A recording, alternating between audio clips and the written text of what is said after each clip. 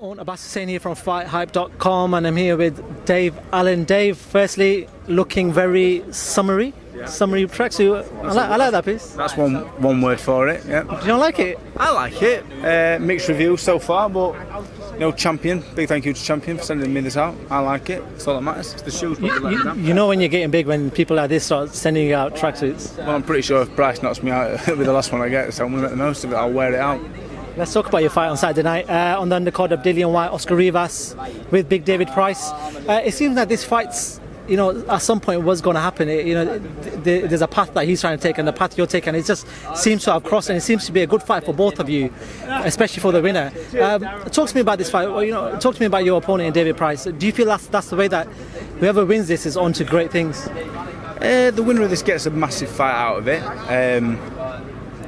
I think he will be my best win. I think he'll be better than the Lucas Brown win at this point. I think I will be his biggest win as well, because I'm on a bit of a good run at the minute. And the winner, if I win, I think I will fight Pacquiao.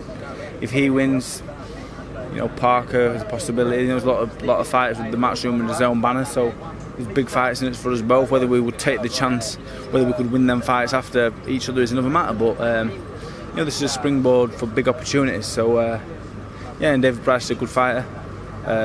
Great boxing ability, big power, experience. So it's a big ask for myself. It's a challenge not faced before. Someone as big and technically as good, but I think there's fragility there, and I expect to expose them on Saturday.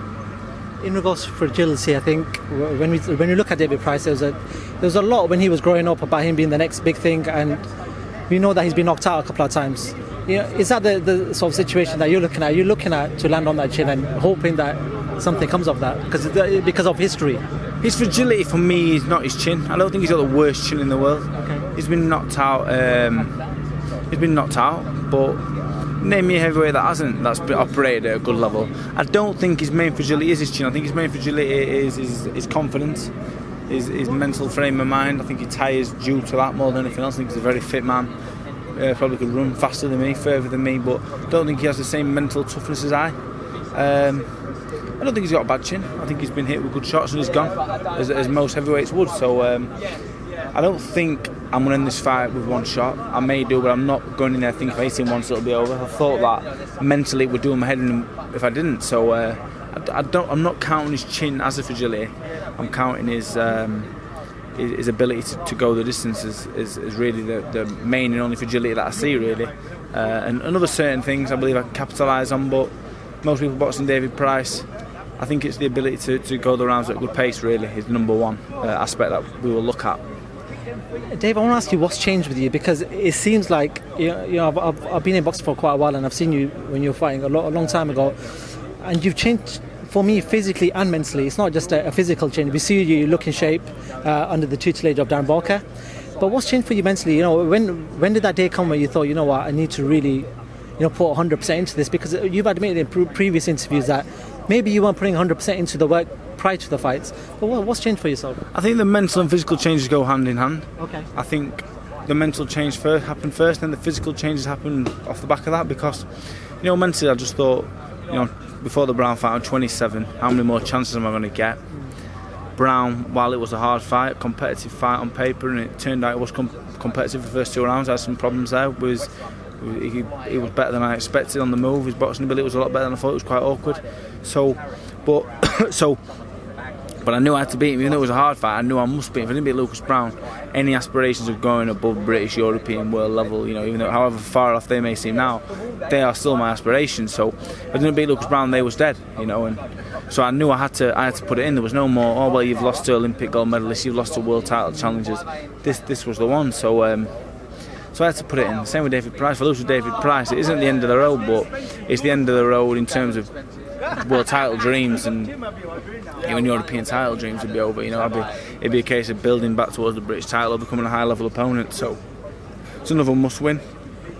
Dave, when people look at Dillian Whyte, they talk about him being a fighting man, but I see you as a fighting man because the opponents that you face have been phenomenal.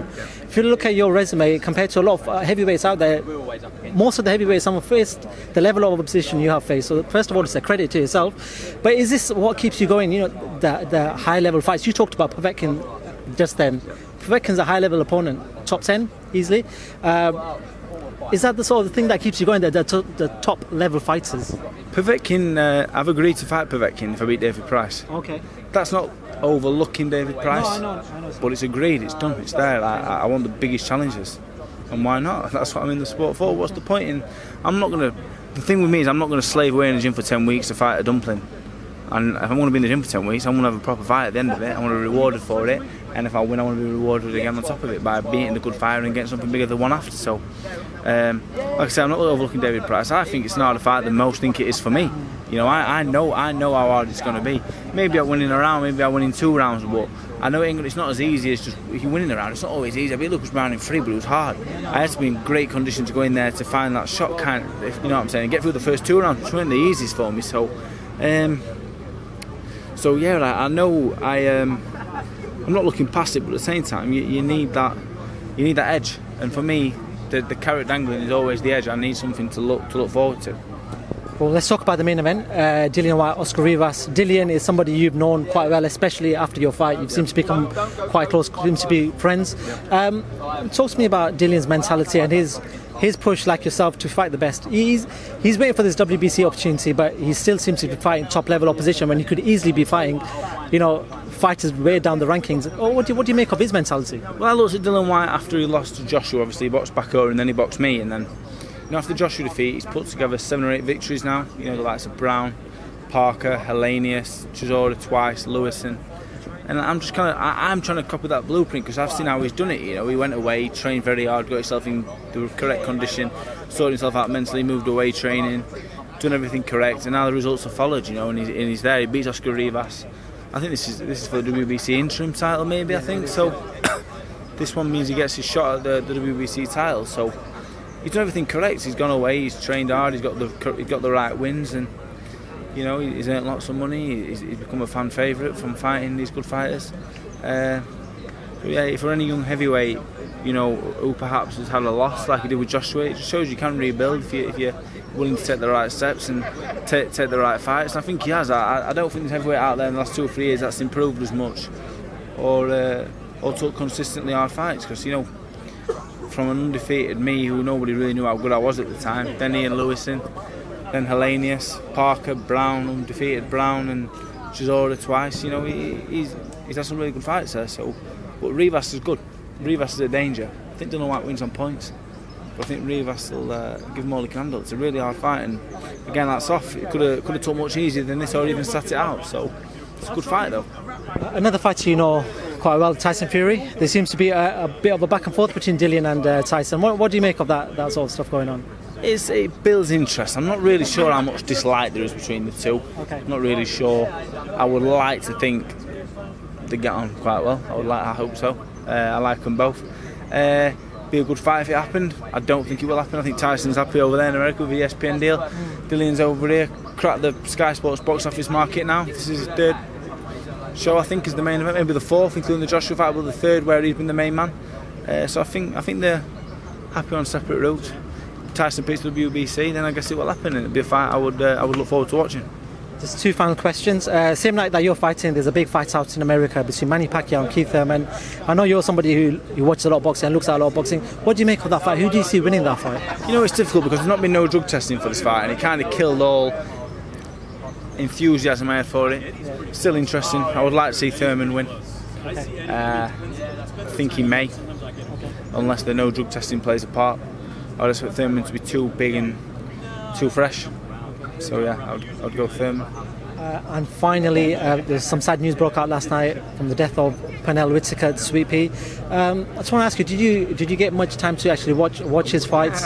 It's funny because the way I fight, you wouldn't think I was a fan of watching such fighters, but I liked what Pernell Whitaker, James Toney, the early 90s Americans. In fact, the skill was unbelievable. So watch Sean Box Nation, it was like greatest classic fights or something, and there was always a lot of late 80s, early 90s American fighters, very slick, and Pernell Whitaker was the master. He was the number 1 man. He was Floyd Mayweather before Floyd Mayweather was Floyd Mayweather. I think he was arguably better than Floyd Mayweather, but he didn't have the same charisma. I'm not even sure it was charisma. He didn't have the same reach that people saw him, but He was the 90s. He was the 1990s Floyd Mayweather, but better, in my opinion. Cool. Dave, I want to thank you for talking to FightHype.com. Good luck on Saturday night. Hopefully we get to talk to you again. Thank you very much, sir. Thank you. Thank you.